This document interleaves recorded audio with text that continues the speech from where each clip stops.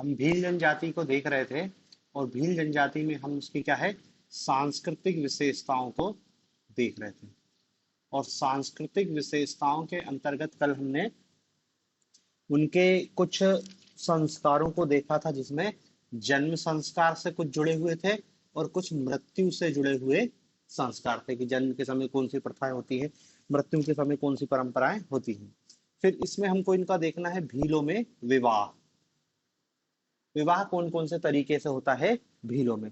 तो देखो भीलों में विवाह का सबसे एक फेमस है उनका भगोरिया विवाह। भगोरिया विवाह, भगोरिया विवाह। ये इनका हरण विवाह भी है। हरण विवाह, इसी को हम ऊपर टिपी विवाह भी कहते हैं। ऊपर टिपी विवाह, बात सब एक ही है। नाम से स्पष्ट हो रहा, हरण भाग जाना लेके, वो कहलाता हरण विवाह। तो भगोरिया उनका उत्सव भी है, उनका नृत्य भी है और विवाह का भी एक तरीका है। फिर दूसरे टाइप का विवाह है इनका नात्रा विवाह। नात्रा विवाह, ये कहलाता है विधवा पुनर्विवाह। विधवा पुनर्विवाह, नात्रा विवाह, विधवा पुनर्विवाह।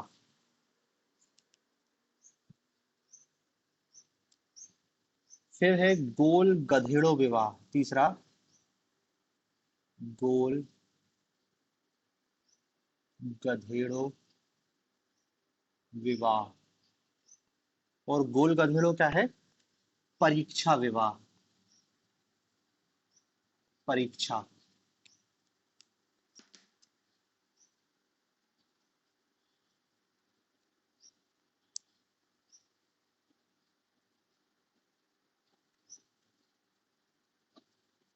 परीक्षा विवाह, यदि लड़का लड़के को कुछ परीक्षा देनी पड़ती है, परीक्षा मतलब कोई पेपर नहीं, अपने शौर्य का प्रदर्शन करना होता है या ऐसा कोई भी तरीका होता है, वो गोल गधेड़ो विवाह मतलब परीक्षा विवाह।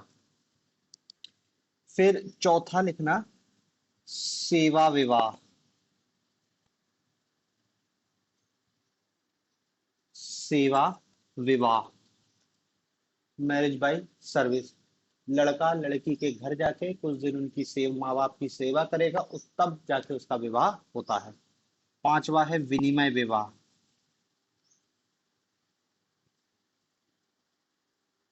एक्सचेंज। फिर एक और तरीका है, छठवा लिख लेना, लुगड़ा लाड़ी विवाह। लुगड़ा लाड़ी विवाह। सातवां लिखना आई भरायणा।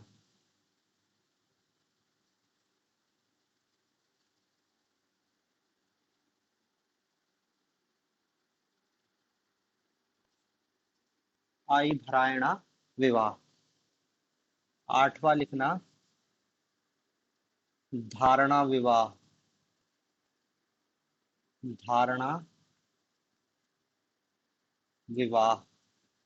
धारणा विवाह।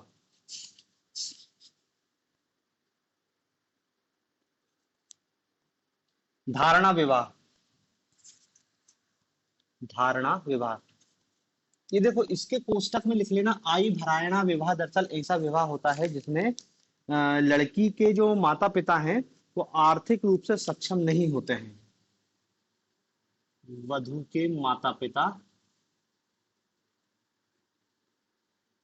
आर्थिक रूप से सक्षम नहीं होते हैं, तब आई भरायणा विवाह किया जाता है।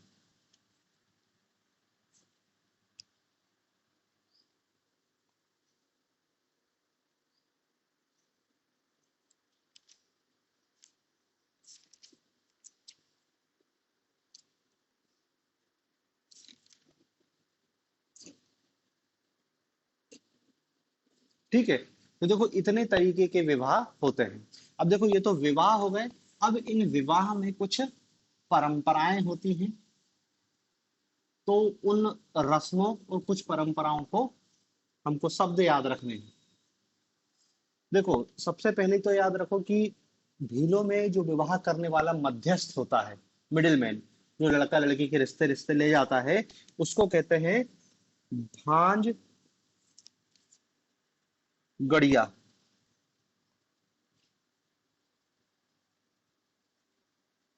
भांज गड़िया ये क्या है? विवाह कराने वाला मध्यस्थ। विवाह कराने वाला मध्यस्थ, मिडिल मैन, जो लड़का लड़की दिखाते ना, तो उसको कहते हैं भांज गड़िया।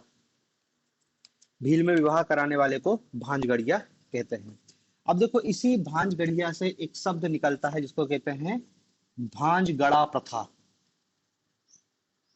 भांज गड़ा प्रथा।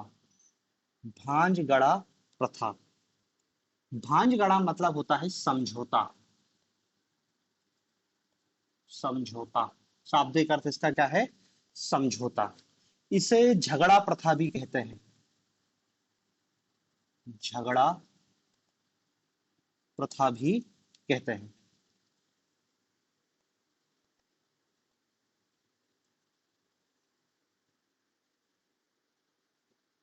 ठीक है, झगड़ा प्रथा। झगड़ा प्रथा, इसके कोष्टक में लिख लेना सामाजिक दंड। सामाजिक दंड। सामाजिक दंड। ठीक है ना? अब देखो, दरअसल क्या है, ये भीलों में झगड़ा प्रथा होती है कि यदि कोई पति अपनी पत्नी को छोड़ दे और कहीं दूसरी जगह शादी कर ले, तो फिर उनका झगड़ा प्रथा का उपयोग किया जाता है कि उस लड़के से पत्नी के लिए हर्जाना मांगा जाता है। तो उसी को कहते हैं झगड़ा सॉल्व करवाना। तो झगड़ा मतलब लड़ाई झगड़ा नहीं है, वो एक टाइप से ये कह सकते हैं कि सामाजिक दंड है कि तुमने अपनी पत्नी को छोड़ दिया है, तो अब तुमको पत्नी को कुछ भरण भत्ता देना पड़ेगा। तो वो जो पैसा दिया जाता है, तो वो जो समझौता होता है, उसी को कहते हैं भांजगड़ा प्रथा या झगड़ा प्रथा। कि कितने पैसे में बात हो रही है, 70,000, 80,000, 1 लाख, 1.5 लाख, जैसे भी बात हो जाए, लेकिन वो पत्नी को देना पड़ेगा। तो ये झगड़ा प्रथा है। जो प्रशासनिक अधिकारी बन के भील, जहाँ पे जनसंख्या ज्यादा है, वहां पर जब पोस्टेड होते हैं, खासकर पुलिस अधिकारी जब बनते हैं, तो उनके थाने में ये बहुत मामले आते हैं कि हमारा झगड़ा सॉल्व करवा दो। अब उसको उस टाइम समझ नहीं आता कि झगड़ा क्या है, ये लड़ाई हो गई है, लेकिन उनका क्या है, वो शादी ब्याह का मैटर है कि छोड़ के दूसरी शादी कर ली है, तो पुरानी पत्नी को गुजारा भत्ता दे। तो सामाजिक दंड के रूप में ये झगड़ा प्रथा होती है।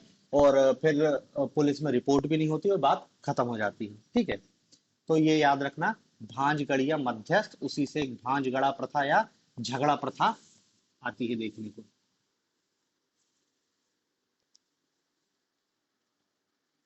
ठीक है, फिर इनकी विवाह में कुछ प्रथाएं होती हैं। प्रथाएं केवल नाम नाम याद रख लो, विवाह में होने वाली प्रथाएं। हल्दी पीठी प्रथा।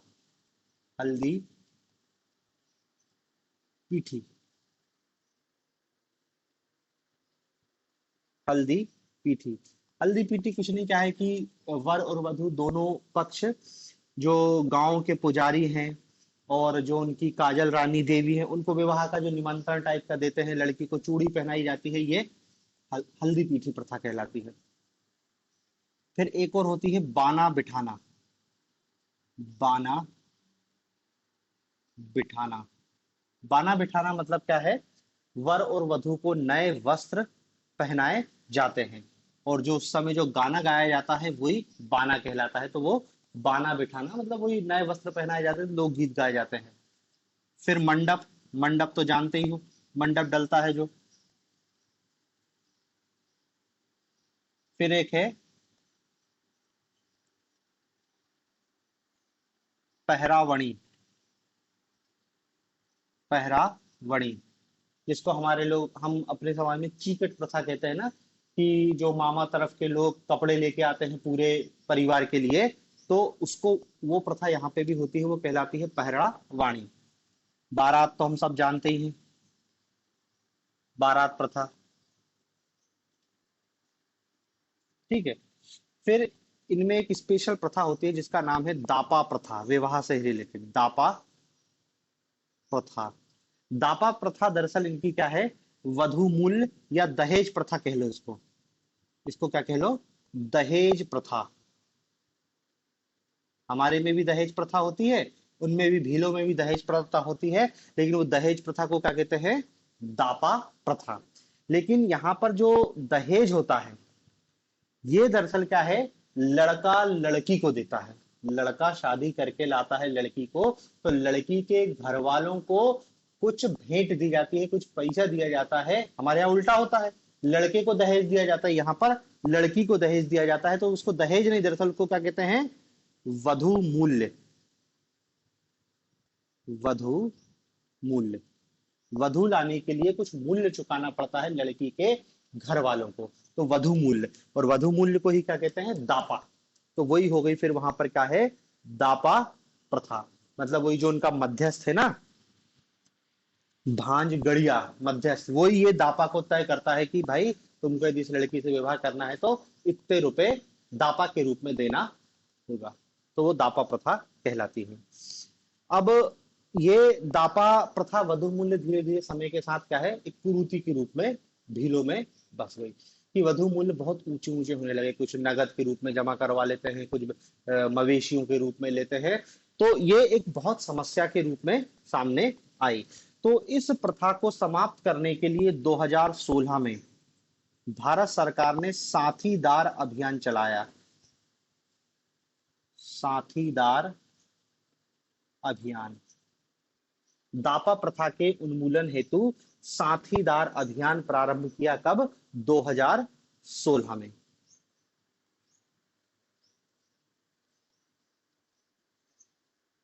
ठीक है।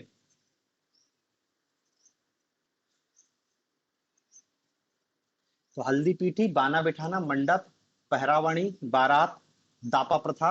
एक और लिख लेना, सौंग भरना, ये भी विवाह से संबंधित एक प्रथा है। सौंग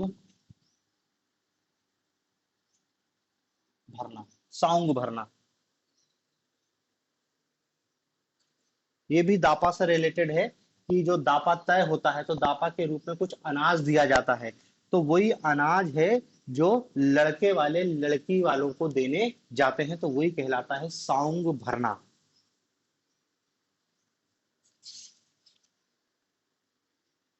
ठीक है। तो देखो ये विवाह से संबंधित इतनी प्रथाएं हैं। फिर इनमें कन्यादान भी होता है, जैसे हमारे यहाँ होता ना, कन्यादान। लेकिन यहाँ पर कन्यादान के लिए शब्द याद रखना, ओगी कहा जाता है कन्यादान को। ओगी, कन्यादान को क्या कहते हैं, ओगी। एक और लिख लेना, हाथी वेडो प्रथा। हाथी वेडो, हाथी वेडो। हाथी वेडो कुछ नहीं, जो जैसे अपन अग्नि के फेरे लेते हैं ना, तो ये बांस पीपल या सागौन के वृक्ष के फेरे लेते हैं, तो उसी को कहते हैं हाथी वेडो। तो देखो ये विवाह, विवाह से संबंधित इतनी टाइप की प्रथाएं हो गई। जन्म संस्कार, मृत्यु संस्कार, विवाह संस्कार, ये सारी चीजों को अपन ने संस्कृति के अंतर्गत देखा है। अब इन भीलों की संस्कृति में एक महत्वपूर्ण चीज है टैटू बनवाना, जिसको ये क्या कहते हैं, गुदना कला, टैटू, गुदना कला।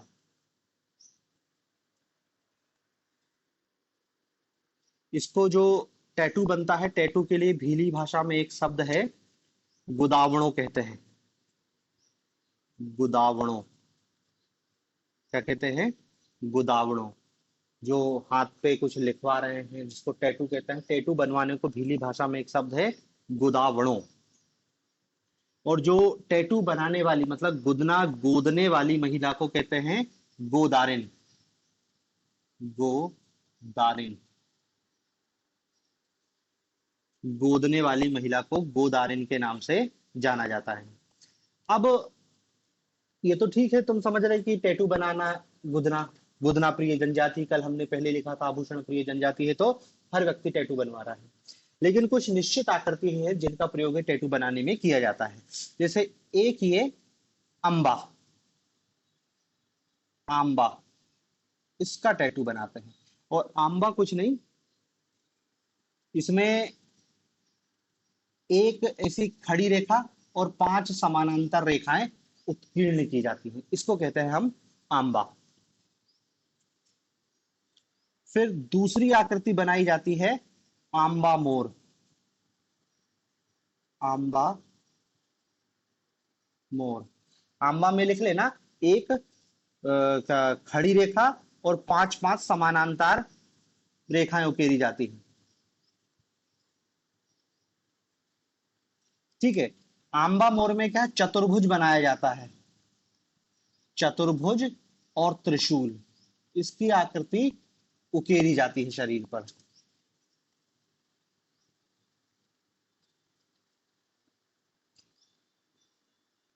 आंबा, आंबा मोर। तीसरा लिखना कहावरी, कहावरी।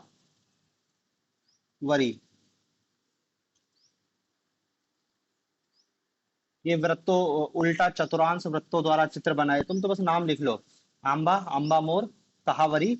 और चौथा लिख लेना छितारा, छितारा।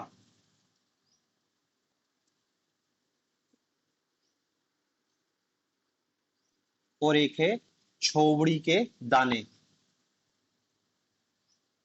छोबड़ी के दाने।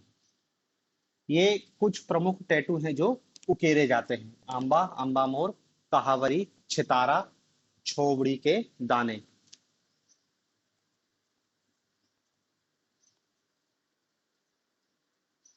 छोबड़ी के दाने, छोबड़ी के दाने देखे होगे, होठ के नीचे ऐसे डॉट डॉट ऐसे बनाए जाते हैं ना, पुरानी पिक्चरों में देखे होंगे कि हीरोइन ऐसे, ऐसे कुछ ये डॉट इस टाइप की आकृति इधर होठ के नीचे इधर डुड्डी पे बनाई जाती है, इसको कहते हैं छोबड़ी के दाने।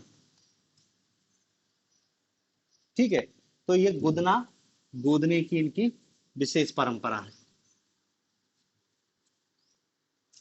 फिर अब इनमें विशेष चीज क्या है, हाँ, संस्कृति का मेन इनका हिस्सा है नृत्य।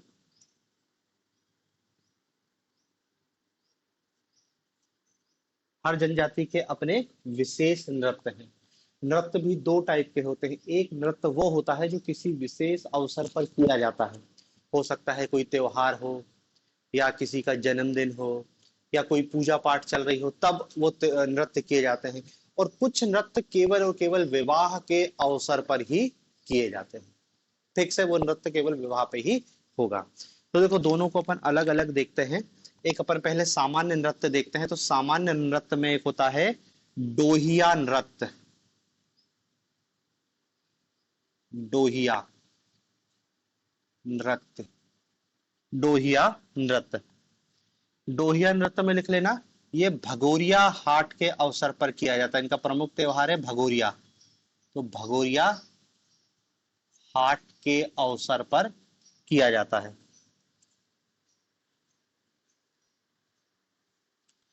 दूसरा गहर नृत्य, गहर नृत्य, ये होली के अवसर पर किया जाता है,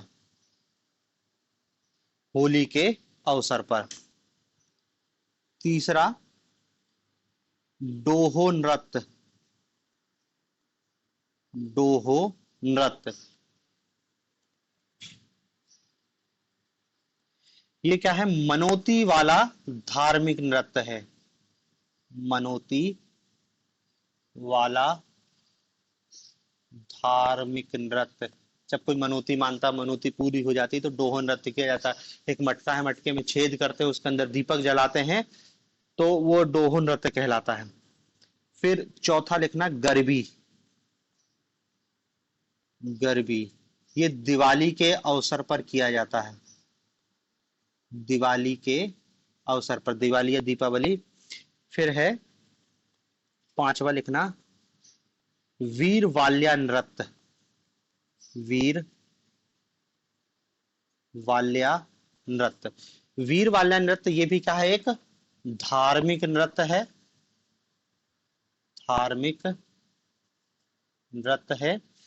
और ये श्रावण मास और नवरात्रि में, सावन मास में, श्रावण मास और नवरात्रि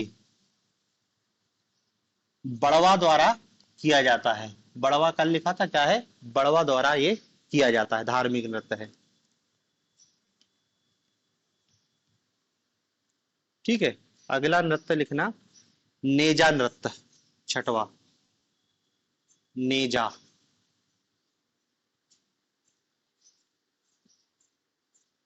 नेजा नृत्य, नेजा नृत्य क्या है, यह खेल नृत्य है, होली के अवसर पर किया जाता है, खेल, होली पर खेल नृत्य है, होली के अवसर पर किया जाता है। कुछ वो खंबे पे एक नरियल बांध देते हैं और उसी अवसर पर किया जाता है कि उस नरियल को कौन तोड़ेगा, कौन लेके आएगा। तो एक खेल टाइप का नृत्य है, क्या नाम है, नेजा। फिर सातवां लिखना, रेलो गीत, और रेलो गीत ये भी भीली भाषा में एक गायन और नृत्य से संबंधित है। रेलो गीत भीली में गाया जाता है। ठीक है, फिर तो इसको लोकगीत लिख लेना, लोकगीत है जो भीली भाषा में गाया जाता है, रेलो गीत नाम ही है उसका। फिर एक और लोकगीत का नाम लिख लेना, सुमबटिया, सुमबटिया, सुमबटिया। ये क्या है, भील स्त्री द्वारा गाया जाने वाला लोकगीत है, भील स्त्री गाती है इसको। और एक लिख लेना, हम सीड़ो, हम सीड़ो, ये युगल रूप में गाया जाने वाला लोकगीत है, मतलब स्त्री पुरुष दोनों गाती हैं, युगल रूप में गाया जाने वाला लोकगीत है।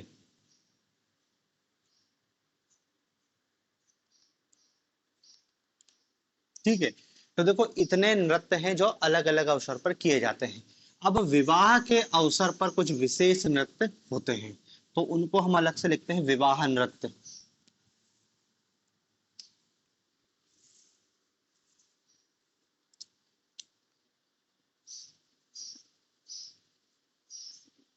विवाह नृत्य, विवाह नृत्य।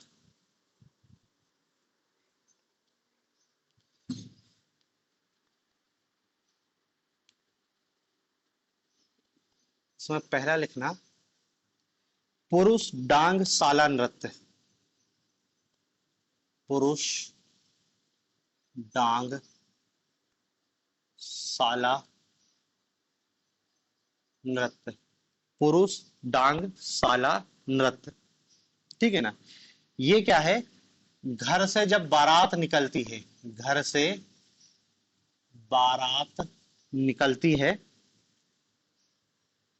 तो जो अपने यहाँ जैसे ना, जैसे बारात को जनवासा दिया जाता है कि लड़की घर जाने से पहले थोड़ा सा चाय पानी की जहाँ व्यवस्था होती है, तो वहां उनके में भी ऐसा होता है, तो वहां पर ये किया जाता है पुरुष डांग साला नृत्य। अब देखो लिखा है पुरुष डांग साला नृत्य, इसका मतलब ऐसा नहीं कि पुरुष पुरुष और स्त्री दोनों ही करते हैं। ठीक है ना, दो याद रखना, घर से बारात जाती रास्ते में करते हैं, पुरुष स्त्री दोनों करते हैं, लेकिन अलग अलग करते हैं, साथ में नहीं करते हैं। जो साथ में रहेगा उसको हम युगल गीत लिखेंगे अलग से। दूसरा, लत मार साला नृत्य, लत मार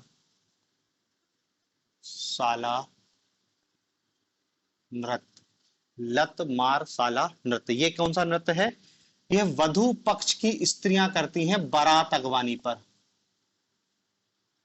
वधु पक्ष की स्त्रियां बारात आगवानी पर, बारात आगवानी पर किया जाने वाला नृत्य है। तीसरा, फरकणी साला नृत्य। फरकणी साला नृत्य, ये वर वधु दोनों पक्ष मिलके करते हैं। मतलब वर वधु नहीं करते हैं, वर वधु के जितने रिश्तेदार हैं, वर वधु पक्ष के रिश्तेदार मिलकर करते हैं। फिर है चौथा लिखना, पख्यो नृत्य। पख्यो नृत्य, पख्यो नृत्य क्या है? ये लगन के बाद, मतलब शादी होने के बाद, लगन के बाद वर वधु पक्ष मिलकर करते हैं। वर और वधु पक्ष मिलकर करते हैं। पांचवा लिखना, घोर नाच।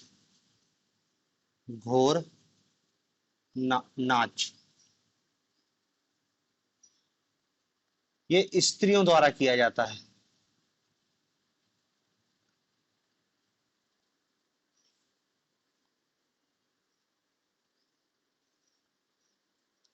छठवा लिखना, लोहरी नृत्य। लोहरी नृत्य, ये भी स्त्रियों द्वारा ही किया जाता है। और एक और लिख लेना, हा, हाथी मना नृत्य। हाथी मना नृत्य, ये पुरुषों द्वारा किया जाता है, तलवार घुमाने का नृत्य है। पुरुषों द्वारा तलवार घुमाते हैं।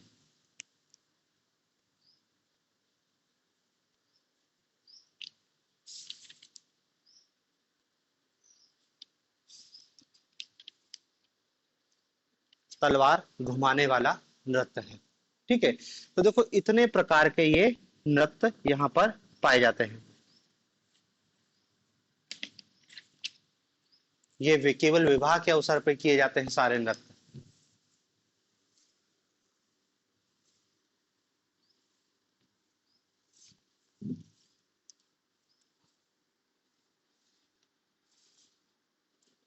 ठीक है ना, तो देखो इनकी संस्कृति में अपन ने विभिन्न परंपराएं देखी, इनमें एक और चीज है, भित्ति चित्र बनाते हैं ये लोग। भित्ति चित्र, भित्ति चित्र मतलब समझ रहे हैं ना, दीवार पर कोई आकृति बनाई जाती है, तो उन्हीं को हमको देखना है कि कौन कौन से भित्ति चित्र का ये निर्माण करते हैं। पहला है गोतरेज। गोतरेज, गोतरेज, ये क्या है? मांगलिक अवसर पर घर की दीवालों पर, मांगलिक अवसर पर घर की भीतरी दीवार पर, घर की भीतरी दीवार पर बैल, सर्प, आम का वृक्ष, गरप, इसका इनका अंकन किया जाता है। और इन्हें ही गोतरेज कहते हैं। बेल की आकृति, सर्प की आकृति, आम का पेड़ बना दिया, गरब की आकृति बना दी। दूसरा लिखना, पिथौरा।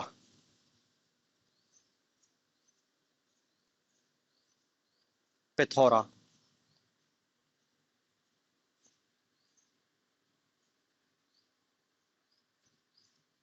ये नवई पर्व पर घर की दीवारों पर बनाया जाता है। नवई पर पर घर की दीवार पर।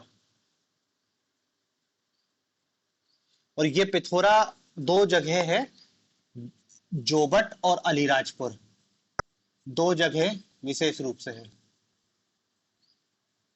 जोबट और अलीराजपुर।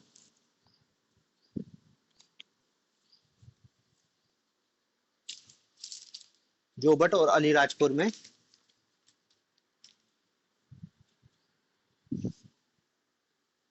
ठीक है। और ये जो पिथौरा भित्ति चित्र जो बनाता है उस कलाकार को लखिंद्रा कहते हैं। जो बनाता है ना उसको कहते हैं लखिंद्रा, कलाकार, बनाने वाला। और ये पिथौरा भीलों में अत्यधिक पवित्र माना जाता है।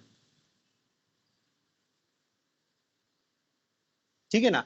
और पिथौरा में कुछ नहीं, अधिकांश या तो देवी देवताओं की आकृति होती है, देवी देवताओं की, या घोड़े की आकृति होती है। देवी देवताओं या घोड़े की आकृति होती है, क्योंकि घोड़ा इनका विशेष सम्मानीय पशु होता है। ठीक है ना। और देखो इसी पिथौरा भित्ति चित्र बनाने वाली महिला का नाम है भूरी बाई। भूरी बाई, जिसको सरकार ने 2021 में पद्मश्री से सम्मानित किया।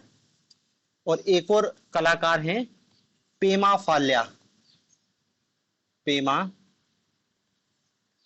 फत्या, ये पेमा फत्या, ये भी पिथौरा भित्ति चित्र बनाने वाले व्यक्ति हैं।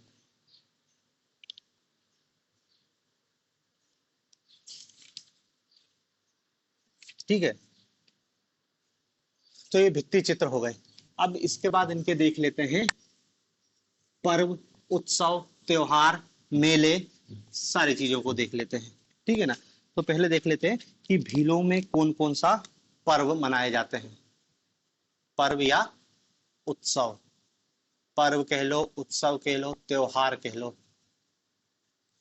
भीलों का सबसे मेन और सबसे महत्वपूर्ण त्योहार है भगोरिया। मेला भी है और ये त्योहार भी है, भगोरिया सबसे मेन है। उत्सव भी है, बताया देखो नृत्य में भी हमने भगोरिया पढ़ा है, त्योहार भी है, मेला भी, सब कुछ है भगोरिया। ठीक है। और ये कब किया जाता है? होली के अवसर पर आयोजित होता है, होली के अवसर पर। अब ऐसा नहीं कि होली के दिन, होली के एक महीने पहले से इसकी तैयारी चालू हो जाती है और होली के बाद तक चलता है ये भगोरिया उत्सव। मतलब होली के एक हफ्ता पहले ये पर्व को मनाना चालू कर दिया जाता है। अब देखो ये जो भगोरिया है, ये भगोरिया शब्द भंगोर देव, इनके एक देव हैं भंगोर देव, भंगोर देव, या फिर इसको कहते हैं भंगोरिये, भंगोर गोत्रीय भीलों द्वारा ये मनाया जाने वाला त्योहार है, इसलिए इसे भगोरिया नाम दिया गया है। ठीक है। और इस त्योहार का जन्म दाहोद के भीलों द्वारा किया गया था। दाहोद मध्य प्रदेश से जो गुजरात की सीमा टच होती है, तो गुजरात में जगह है दाहोद। तो वहां के जो भील हैं वो अपने आप को क्या कहते हैं? वो अपने आप को भुगरिया भील कहते हैं। क्या कहते हैं? उनका गोत्र भंगोर है, भंगोर देव के कारण, तो अपने आप को क्या कहते हैं? भुगरिया भील, भुगरिया भील। और ये इनने चालू किया था, इसलिए इस त्योहार का क्या नाम है? भगोरिया। ठीक है ना। तो देखो यहाँ पे ये बहुत महत्वपूर्ण है, इसलिए हमको इसका शब्द का अर्थ की भगोरिया शब्द होता क्या है, उनके देवता का नाम है। या फिर उसको आप ऐसा भी कह सकते हो कि जिनके वो देवता थे वो अपने आप को भंगोर गोत्रीय भील कहते थे, जो दाहोद में रहते थे, और उनके द्वारा ये त्योहार चालू किया गया, इसलिए वो भगोरिया उत्सव के नाम से जाना जाता है। ठीक है। वर्तमान में ये मध्य प्रदेश के 5 जिलों के 176 स्थानों पर ये आयोजित होता है। केवल झाबुआ अलीराजपुर नहीं है, यहां पर 5 जिले, झाबुआ, अलीराजपुर, झाबुआ, अलीराजपुर, खरगोन, झाबुआ, अलीराजपुर, खरगोन, धार, बड़वानी, इन 5 जिलों के 176 स्थानों पर किया जाता है। ठीक है। और जो सर्वश्रेष्ठ है वो है बालपुरा का भगोरिया, बालपुरा का भगोरिया मेला सर्वश्रेष्ठ है। बालपुरा का भगोरिया मेला मेला सर्वश्रेष्ठ होता है। ठीक है। अब देखो ये भगोरिया जो उत्सव है, ये तीन भागों में, या इसको कह सकते हैं कि तीन चरणों में मनाया जाता है। 3 स्टेज है भगोरिया के। पहला जो चरण है भगोरिया का वो कहलाता है तिहवारिया हाट।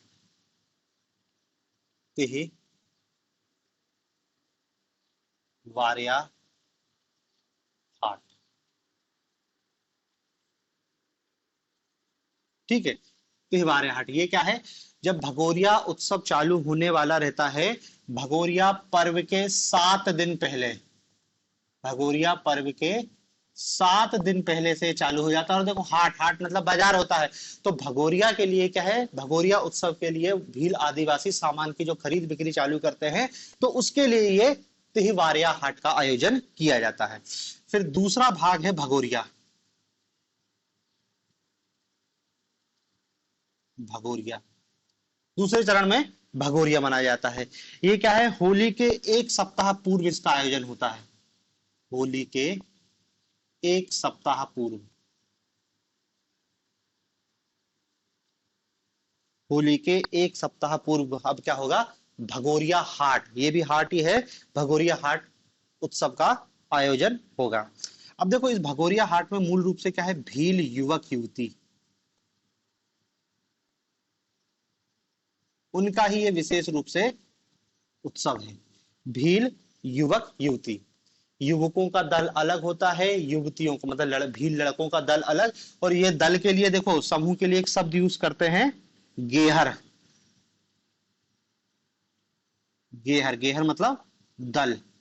युवतियों का दल अलग और युवकों का दल अलग, तो गेहर कह रहे हैं। भील युवतियों का अलग गेहर है, भील युवकों का अलग गेहर है। ठीक है ना। तो भाई उनका ये भगोरिया उत्सव चालू होता है। इस भगोरिया उत्सव में जो सबसे मेन आयोजन होता है कि यदि कोई लड़का, यदि कोई, इसको शब्द यूज किया गया है गुलालिया, गुलालिया।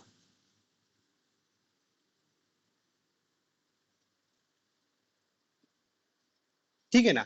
गुलालिया में क्या होता है कि यदि इस मेले में किसी युवक को कोई युवती पसंद आ गई है, तो वो युवक उस युवती को गुलाल लगाएगा, वही कहलाता है गुलालिया।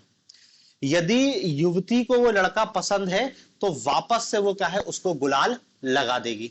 और यदि नहीं लगाएगी तो बात खत्म हो जाएगी। मतलब ये एक टाइप से प्रपोज करने का उनका तरीका है कि लड़के को लड़की पसंद आई तो लड़के ने जाके उसको गुलाल लगा दिया।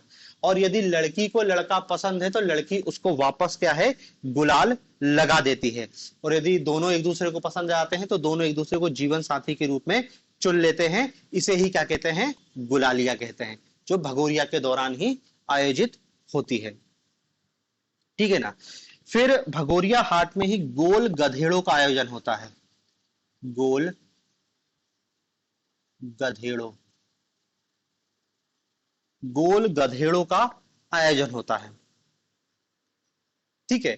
और इसमें क्या होता है, युवक युवतियां भाग के शादी कर लेते हैं, भाग जाते हैं। और उनकी सामाजिक परंपरा ऐसी है कि कोई युवक युवती यदि भाग गया है और यदि उसको हम ढूंढ नहीं पाते हैं, तो फिर बाद में उनकी शादी कर दी जाएगी। तो ये दरअसल क्या है, गोल गधेड़ो उनका है कि जिनके माँ बाप नहीं मान रहे हैं, तो उन्होंने कहा कि भैया गोल गधेड़ो आएगा, दोनों भाग जाना मिलके। तो वहां पे मतलब सामाजिक स्वीकृति है उसकी। अब तो इस रूप बदल गया है कि अब तो क्या है, माँ बाप की मर्जी से ही शादी होता है। मतलब गोल गधेड़ों में भी माँ बाप को मना लिया जाता है और फिर उनकी शादी कराई जाती है।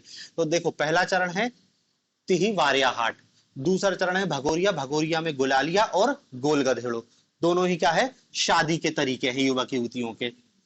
फिर तीसरा जो चरण है भगोरिया का वो कहलाता है उजाड़िया।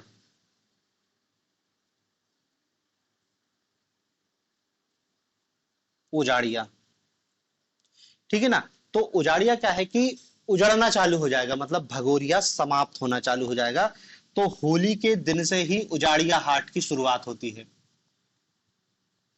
होली के दिन से उजाड़िया हाट की शुरुआत होती है, जो 1 सप्ताह तक चलता है। और फिर धीरे धीरे करके क्या है, पूरा बाजार उजड़ गया, बात खत्म हो गई, उनका भगोरिया उत्सव समाप्त हो गया। ठीक है, तो ये पहला त्योहार है भगोरिया, सबसे महत्वपूर्ण है, इसलिए इसको थोड़ा सा डिटेल में याद रखना, भगोरिया उत्सव।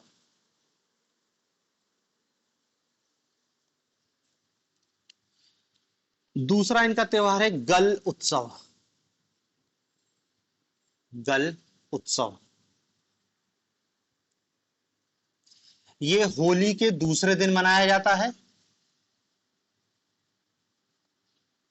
होली के दूसरे दिन मनाया जाता है, और ये इनका सबसे बड़ा मनोती, सबसे बड़ा मनोती पर्व है, वही मानता जो करते हैं, ठीक है ना। और इस गल उत्सव में होली के बाद गल बाबा की पूजा की जाती है, गल बाबा का अनुष्ठान करते हैं। मतलब वही है कि भाई ये बीमारी है तो यदि ठीक हो जाएगा तो हम मनोती मानते हैं, ऐसा। तो ये गल उत्सव।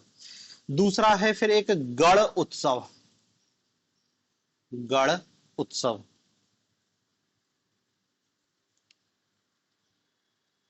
ठीक है, ये होली के 12वें व 13वें दिन मनाया जाता है। 13वें दिन, 12वें से 13वें दिन गढ़ का आयोजन किया जाता है, और ये गढ़ विजय का प्रतीक है, विजय का प्रतीक, विक्ट्री, साइन ऑफ विक्ट्री। फिर है अगला डोढ़ी उत्सव। डोढ़ी उत्सव ये क्या है, वर्षा के आवाहन के लिए इंद्रदेव,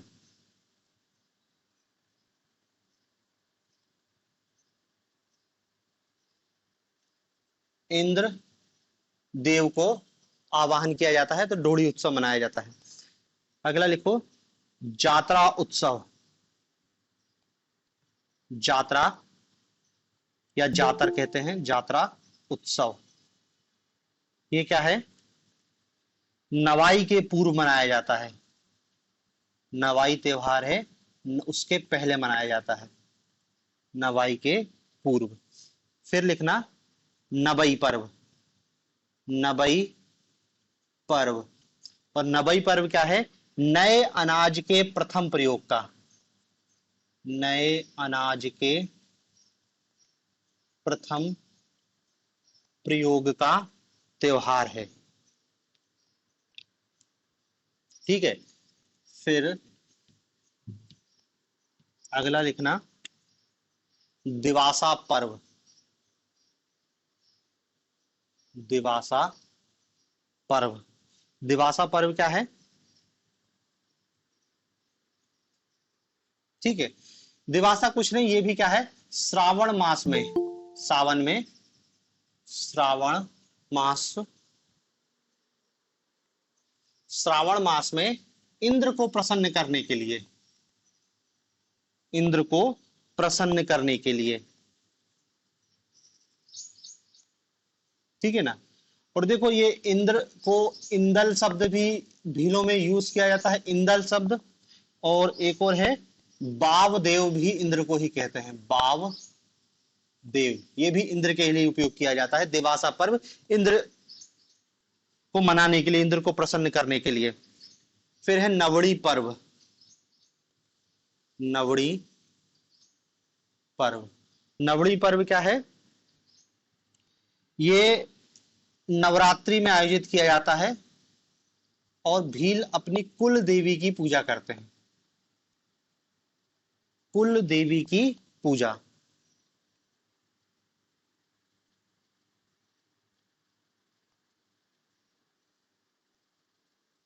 नवड़ी पर्व। फिर एक और है इंदल। इंदल वही इंद्र,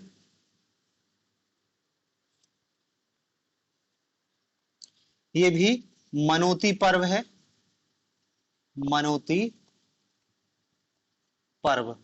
और ये क्या है, कार्तिक माह में मनाया जाता है, ये कार्तिक माह में मनाया जाता है। इंद्र, इंद्र के लिए, इंद्र बताया ना, इंद्र इंदल इंद्र को कह रहे हैं। फिर लिख लेना डोहा उत्सव। डोहा उत्सव, ये खेड़ी देवी के लिए मनाया जाता है। खेड़ी देवी, खेड़ी देवी को मनाने के लिए किया जाता है कि जब इनकी गाय भैंस दूध नहीं देती है या बछड़ी की अकाल मृत्यु हो जाती है, तो उसके लिए डोहा उत्सव है जिसमें खेड़ी देवी की पूजा की जाती है। फिर एक इनका मेला है वेणेश्वर मेला। वेणेश्वर मेला, वेणेश्वर मेला, इसको भीलों का कुंभ भी कहा जाता है। भीलों का कुंभ। और यह मेला राजस्थान में आयोजित होता है, मध्य प्रदेश में नहीं, राजस्थान में आयोजित होता है। और नदियों के संगम पे होता है, तो देखो तीन नदियां हैं, एक माही है, दूसरी नदी सोम है, और तीसरी नदी जाखम है। इन तीन नदियों के संगम पर ये बेणेश्वर मेले का आयोजन होता है।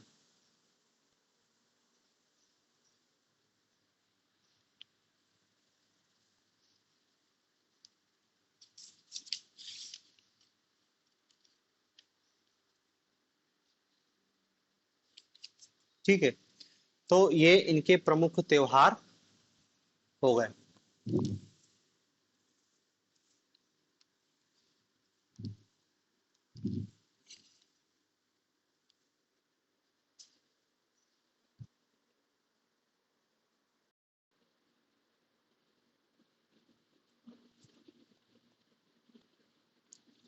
भील जनजाति की धार्मिक मान्यता, उनके धर्म के बारे में कुछ बातें हैं जिनको देखना है। पहली बात तो क्या है कि ये जो भील जनजाति है, ये एक आत्मावादी, या भीलों का जो धर्म है, भीलों का धर्म आत्मावादी है। या ऐसा कह सकते हैं कि भील जनजाति एक आत्मावादी जनजाति है। आत्मावादी जनजाति कहने का मतलब यह है कि ये अलौकिक शक्तियों में विश्वास करती है, भूत प्रेत आत्मा पूर्वजन्म पुनर्जन्म, ये जो सारा कार्यक्रम है आत्मावादी जनजातियों में होता है। तो ये आत्माओं भूत प्रेत ये सारी चीजों में जो विश्वास करता है उसको आत्मावादी कहते हैं। फिर पहले भी बताया कि भील महादेव शंकर जी को अपना पितृ पुरुष मानते हैं, शंकर जी को अपना पितृ पुरुष मानते हैं। दूसरा, इन भीलों में जानवरों को लेकर विशेष सम्मान है, और विशेषकर घोड़े के प्रति विशेष श्रद्धा है।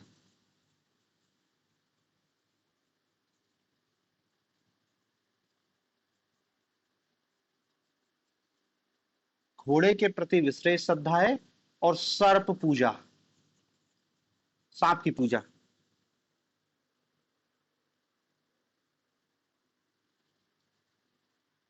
ठीक है, तो आत्मावादी है, महादेव शंकर जी को पूज, शंकर जी को पितृ पुरुष है, घोड़े को विशेष सम्मान है, सर्प पूजा करते हैं।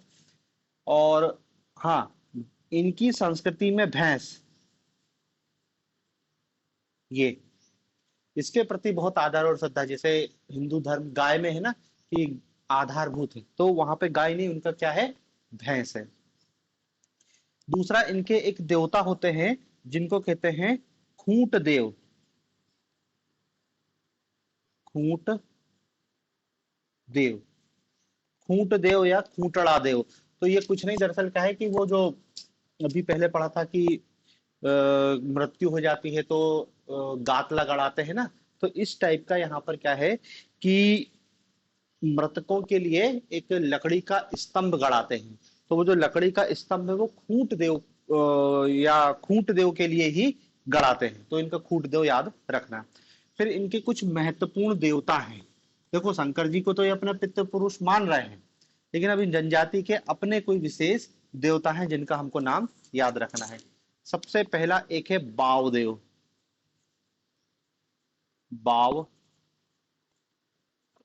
देव, बाव देव, ये भीलों का प्रमुख देवता है, पहले भी देखा, इन्हीं को हम इंद्रदेव कहते हैं। इंद्रदेव, इंद्रदेव का दूसरा नाम वावदेव है। दूसरा, दूसरे सबसे प्रमुख देवता है राजा पंथा।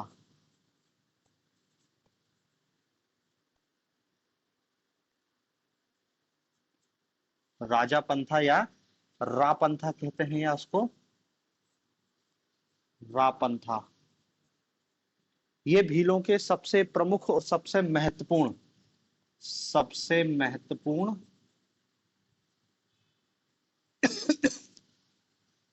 और सबसे शक्तिशाली देवता है। सबसे महत्वपूर्ण और सबसे शक्तिशाली देवता है। फिर एक और देवता है कुहाजा देव।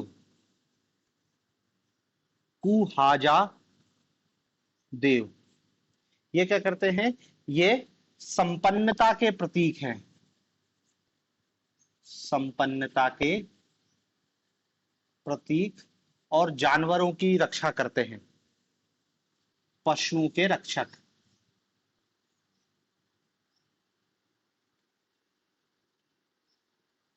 जानवरों के वो संपन्नता के प्रतीक है और पशुओं के रक्षक के रूप में पूजे जाते हैं। चौथा है गल देव। गल देव, ये क्या है? नरसिंह भगवान का स्वरूप है। आधा आदमी आधा जानवर, नरसिंह भगवान का स्वरूप है। नरसिंह भगवान के स्वरूप है, ठीक है ना। और ये जो गलदेव हैं, एक प्रकार के इनके पितृदेव। आपसे पूछे भीलों के पितृदेव कौन है, तो गलदेव है। मनोतियों की पूर्ति के लिए यही जिम्मेदार हैं, इसलिए इनके क्या है, पितृदेव के रूप में पूजे जाते हैं। फिर पांचवा भैंसा देव। भैंसा देव, भैंसा देव समझ रहे हैं? पहले ही बताया, भैंस का विशेष सम्मान है।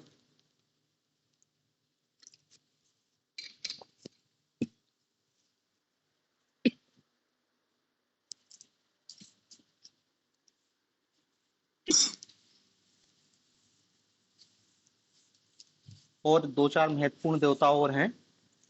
एक है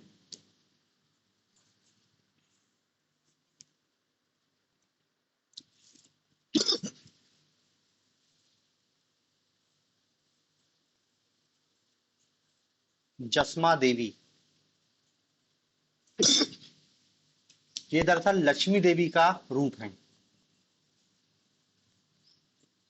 दिवाली पे जो लक्ष्मी जी की पूजा होती, उनके यहाँ जसमा देवी की पूजा होती है।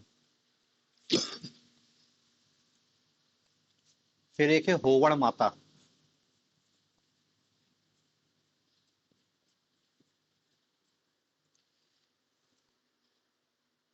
ये प्राकृतिक प्रकोप से रक्षा करती है।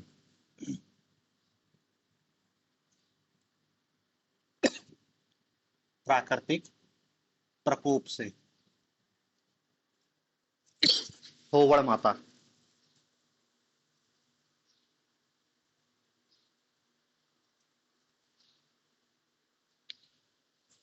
फिर एक और है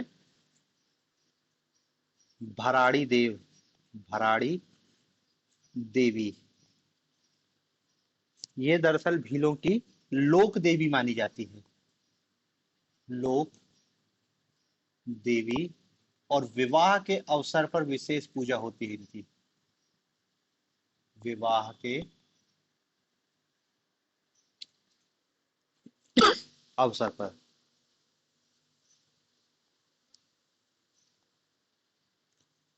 फिर एक है रकाली।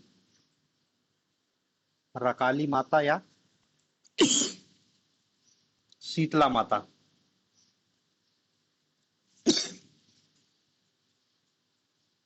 शीतला माता, रकाली माता या शीतला माता। शारीरिक विकारों,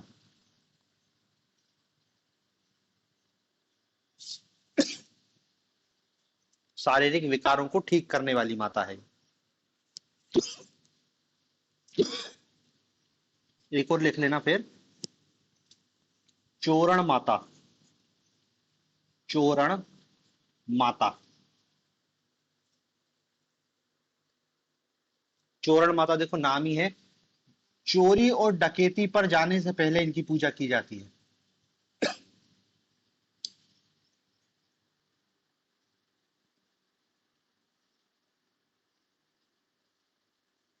चोरी और डकैती की सफलता है। तो 1 मिनट रुको।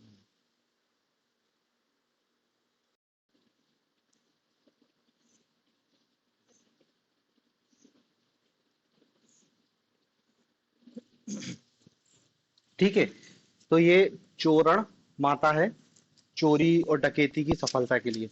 तो इतने देवी देवता भीलों के प्रमुख हैं। इसके अतिरिक्त भी और भी बहुत सारे हैं, अपने लिए बस इतना ही काम के हैं।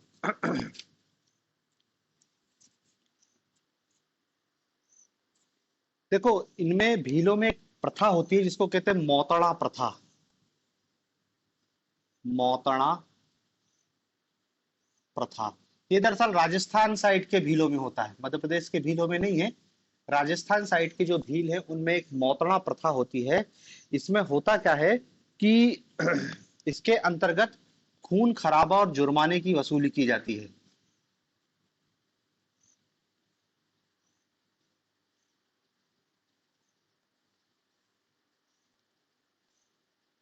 खून खराबे और जुर्माने, मतलब लड़ाई झगड़े की एक टाइप से प्रथा है, और फिर उसमें जुर्माने की भी वसूली की जाती है। तो ये याद रखना, मौतड़ा प्रथा। अब मुश्किल पूछे क्योंकि ये मध्य प्रदेश के भीलों में नहीं पाई जाती है, वो राजस्थान उदयपुर साइड जो है वहां पर ये मौतड़ा प्रथा प्रचलित है। ठीक है, तो देखो ये भीलों की धार्मिक चीजें देख ली अपन ने। फिर इनका अंतिम बिंदु देख लेते हैं, इनकी अर्थव्यवस्था, आर्थिक व्यवस्था या आर्थिक जीवन। तो देखो भील मुख्य रूप से क्या है, कृषि। मेन इनका धंधा क्या है, कृषि है।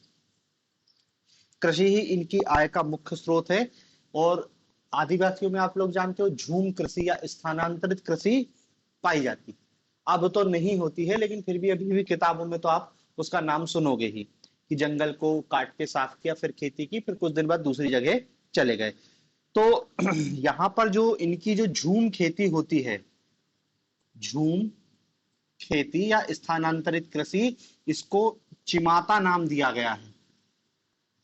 चिमाता। चिमाता, या भीली भाषा में एक और शब्द है इसी के लिए, दाह दिया। दाह दिया। दाह दिया। ठीक है, तो चिमाता झूम कृति है, स्थानांतरित कृषि है उसके, मतलब क्वेश्चन ये आएगा कि भीलों द्वारा की जाने वाली झूम कृति को क्या कहते हैं, चिमाता या दाह दिया। ठीक है, दूसरा कृषि, फिर बच्चे लोग जो कृषि नहीं कर रहे वो क्या है, मजदूरी कर रहे हैं। और तीसरा फिर इनका क्या है, व्यवसाय। व्यवसाय, व्यवसाय में देखो, भील जनजाति एक दरी का निर्माण करती है जिसे पुंजा दरिया कहते हैं। पुंजा दरियों का निर्माण करती है। और ये विशेषकर अलीराजपुर की जोबट तहसील में निर्मित होती है। जोबट तहसील में। और इसको, इस पुंजा दरी को जीआई टैग प्रदान किया गया है।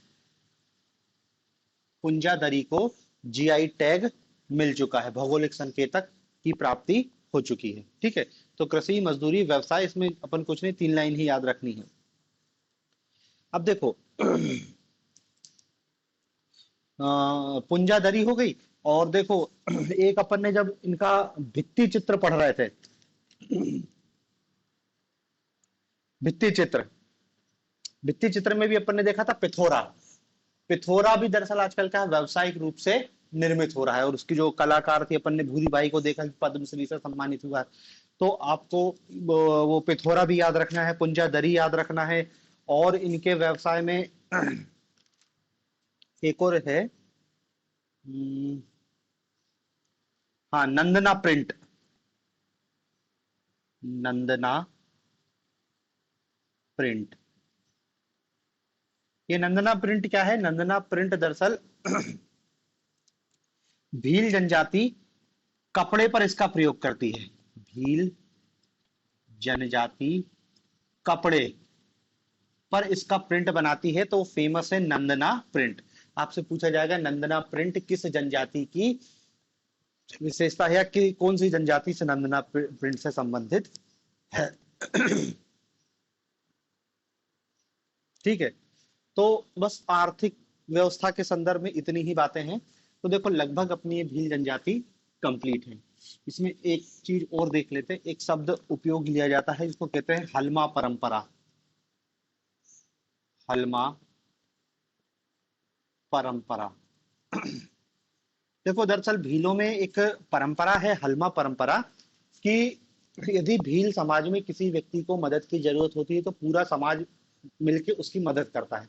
जैसे कोई व्यक्ति घर बना रहा है, अब वो नहीं बना पा रहा है, तो समाज के अन्य लोग आएंगे और उसके घर बनाने में मदद करेंगे।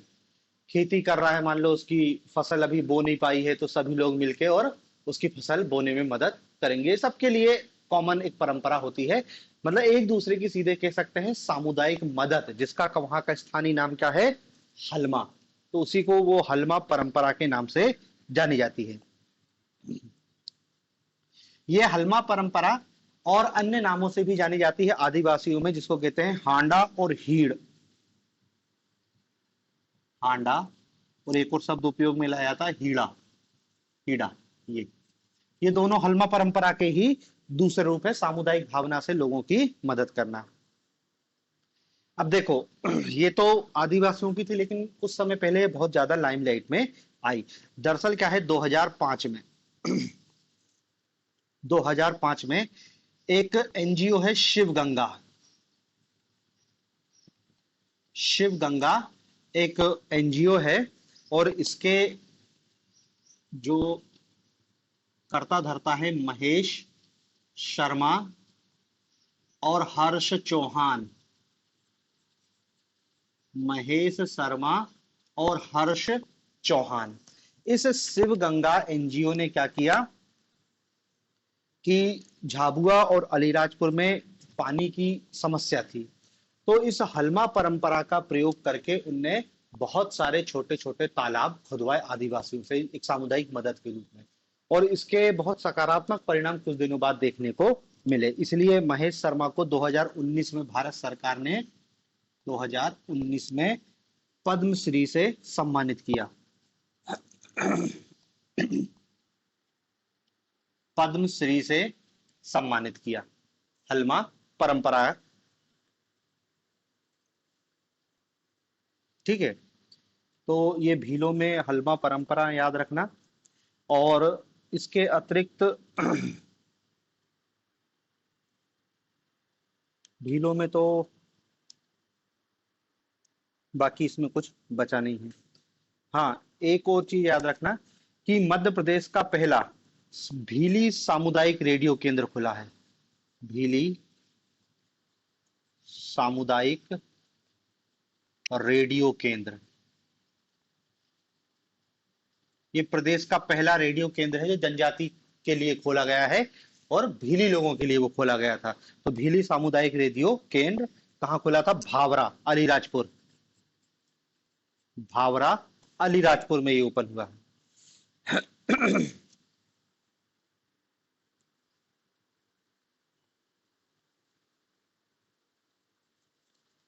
ठीक है। तो देखो इतनी बात है भीलों के संदर्भ में।